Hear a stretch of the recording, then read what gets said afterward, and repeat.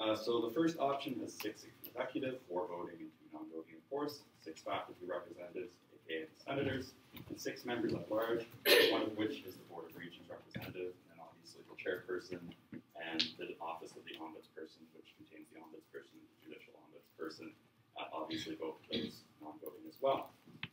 So essentially with this, we would be eliminating all distinctions between councillors, as there would be no on or off, and there would be no first-year reps. There would just simply be all members at large.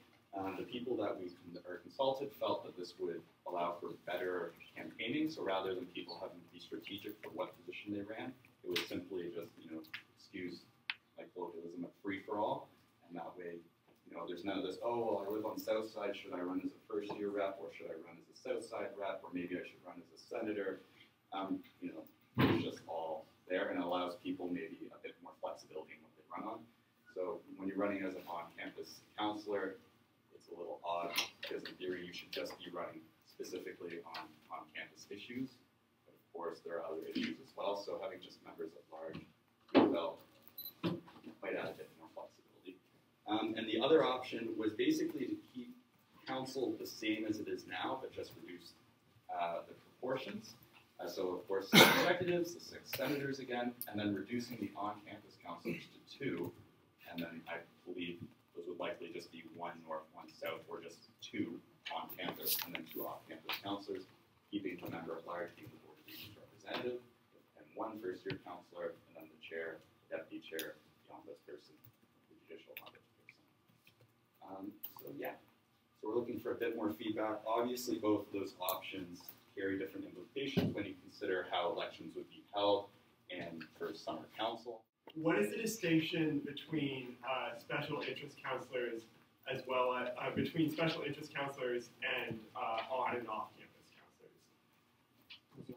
councillors? I suppose my understanding of the term, or what I meant for it to be, is a bit more specific. So at some schools you would have, say, a black student representative, a women's representative, queer representative. It's a lot more specific than just on or off campus. Generally, it's meant to represent underrepresented demographics within the student population. I feel like personally, option 1 kind of makes it a lot harder for first years to get on council. But I guess if people were looking for council not to represent specific groups, then if you don't want specifically first years represented, you just want the best council, then maybe that's what you're looking for. Personally, I think it is good to have at least 1 person connected to it. I'd also like to point out that there wasn't any student consultation, well, there wasn't very much student consultation on the representation, so these 2 models are only based on what councillors think, and I don't think constituencies have been consulted enough to really move forward with either of these options. Yeah, I guess from an organizational standpoint, as a decision-making body, council is much too large to be completely efficient. And then I guess the only question comes down to where the representation should be, or if it should be divided in a certain way. But I wholeheartedly believe that council is too large to be as efficient as it can be. I think that although fundamentally shrinking council will be good for the organization, I think that by having perhaps not as many taken away in one time would encourage more participation from members, because I know that there's sometimes perceptions that there isn't enough involvement, and by having as many people available in council for work looks really good, and I appreciate that. In response to Councillor Khan's committee as a whole. Oh, okay. Yeah, so, no, I totally get what you're saying. I actually agree for the most part. However, for the sake of discussing those points, you said, well, it may be in council's or in the union's best interest, and then you proceeded to say why we should do something else. The unions, or our job, is to represent the best interest of the union. Additionally, you talked about how it might be better to take baby steps to adjust. And looking back at the past 2 years, or 2 years ago, we had a downsizing, as Josh just talked about. So I see this, maybe this is too drastic a step. I would like to say to council, I don't think this is too drastic a step, especially considering that we have had changes in the past that have engaged the students, etc. That this isn't too drastic a step, and I have voiced my opinion multiple times that I believe that shrinking council is the best option for an effective and good governance. And just to put it into perspective for council, if we shrunk council to this size, that's about the same number of people that didn't attend the council retreat and didn't submit what was required of them after it. So just to put those numbers in perspective. Yeah, option 1 has the 6 faculty representatives / senators, and then the 6 members at large, one of which is the Board of Regents representative. So hands up high if you think you like it. So we have 1, 2, 3, 4, 5, 6, 7, 8, 9, 10, 11, 12, 13. Okay, and for option 2, which has 6 executives, 6 senators, 2 campus, on, off, 1 member at large, and 1 first year. 1, 2, 3, 4, 5, 6, 7, 8, 9, 10, 11, 12, 13, 14. And who thinks that both options need a bit more work? 1, 2, 3, 4, 5, 6. Okay, perfect. I just wanted to do a little straw poll there and see what council was feeling. I would personally like to know what more of our members think of our representation as it stands, because as far as I know, we didn't have many at all students at large or our members voice their opinions. So if there's a way that we can do that, I know we tried, but if there's another way that we can do that, I think that would be beneficial. Okay, cool. Yeah, so currently we've been talking about whether or not we should be doing a restructure at all, or like downsizing, all of that. However, in what has just come up, sorry, I talked, or I come up with ideas that bounce off other people, so tell me what you think of it. Basically, what you guys are saying is that we have a problem with councillor engagement, right? We see councillors who are consistently, or there are councillors consistently who contribute nothing to council, or contribute little to council, or less than they ought to council.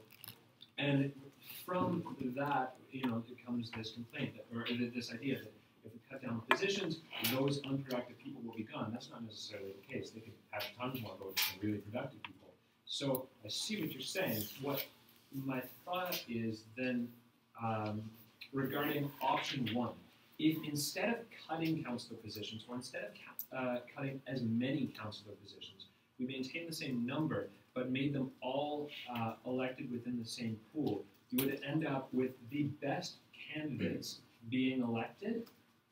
In theory, you would end up with the best candidates for the job being elected overall. I mean, you would have a much bigger pool to choose from if the same number of people ran. For example, this past fall election, you would have like 13, 14 candidates for however many positions. Yeah. However, or for like the 5 positions that are available, and people would have to keep track of that, which is messy. However, maybe say some, anyway, I hope you all see where I'm going with this. Maybe that would do a better job. Like, I'm a fan of option 1 all the way, but maybe that would do a better job of cutting down on the inefficient councillors while allowing better people to come to the surface. I will speculate, I won't speak on behalf of the committee, but I'm not sure if the goal in shrinking council necessarily has to do with engagement, like Dan's pointed out. I've always been under the understanding that shrinking council is more interested in accountability than the engagement of its councillors. For example, we even had this, I mean, it's not so crazy to think about. We had this happen only last year. An inaccurate budget was passed by council, charging students more than what was proposed by the finance committee. So students were being charged more than what 2 years ago. 2 years ago than what? Sorry, right. But students, or our members, were being charged more than they ought to have been, but council approved it. So my question is, in a situation like that, who's it to blame? It's really not the executive committee, and it's very difficult to hold 30-odd people to account for a mistake like that. So I don't know if I'm so interested. I'm undecided, but I like the idea of increasing accountability by way of shrinking council. Yeah, I just want to I agree with a lot of the sides that are being presented, and you guys are, everyone's bringing forth valid points. But the best, no offense to the people in this room, including myself, but the best councillors are not necessarily the ones who receive the most votes. So I agree with the sense that cutting down council size might not get the most effective people in this room to make decisions.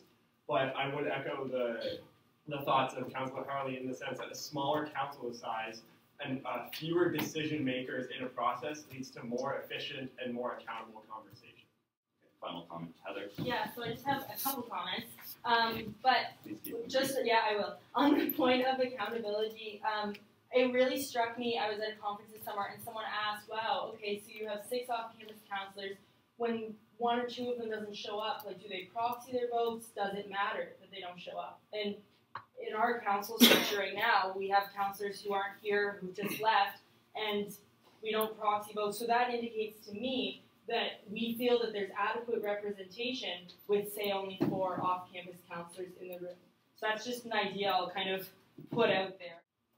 To me, it doesn't make a lot of sense that our entire council is based on a resident system that the university determines. They could shut down all of Southside next year, and our council structure would be affected. Those in favor of option 1, please raise your placards. We have 1, 2, 3, 4. Oh, sorry. 1, 2, 3, 4, 5, 6, 7, 8, 9, 10. All right. Those in favor of option 2. 1, 2, 3, 4, 5, 6, 7, 8, 9. And those in favor of none. 1. Okay. I think this shows us we have to go to the students and hear what they would like, because and then we can, reflect on this. This was by no means brought forward to make a decision tonight, but it's nice to see that people are interested in what is being proposed and people aren't shutting it down completely. But I think the committee has more work to do.